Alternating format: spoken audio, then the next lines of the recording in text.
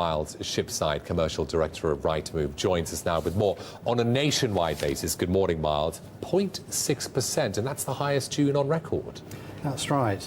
Average asking prices of new sellers coming to the market keep rising, and this is the traditional time of year over the spring where people are more optimistic of pushed up prices. But with mortgage lending at the lowest levels this year, and as the traditional market starts to ebb away, sellers, I think, are going to have to be more realistic about their asking prices. Talking about mortgage lending, there is a slight easing, signs of a slight easing in lending criteria. Is that correct? That's right. There is more availability of low deposit products, but they are being very choosy. And to date, these haven't yet fed through in the figures. So some glimmer of hope, but very much at the margins. 2011, like 2010, is going to be a year of two halves, isn't it, though? Absolutely. We're seeing very much the same pattern.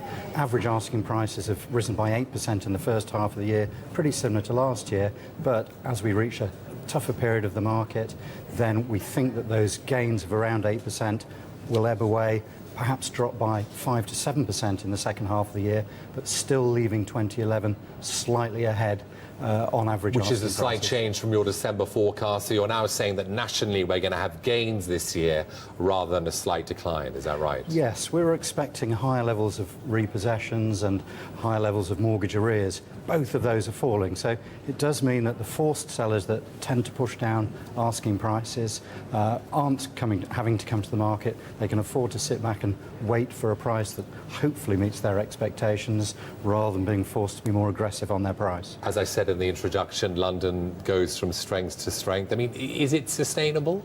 Well, I actually think that the fact that prices are rising in the suburbs means that they will then perhaps price some buyers out of the market. So this is perhaps the sign of a slowdown coming in the future. Londoners have been priced out of the more central market. Prices now rising in those mid-price range suburbs.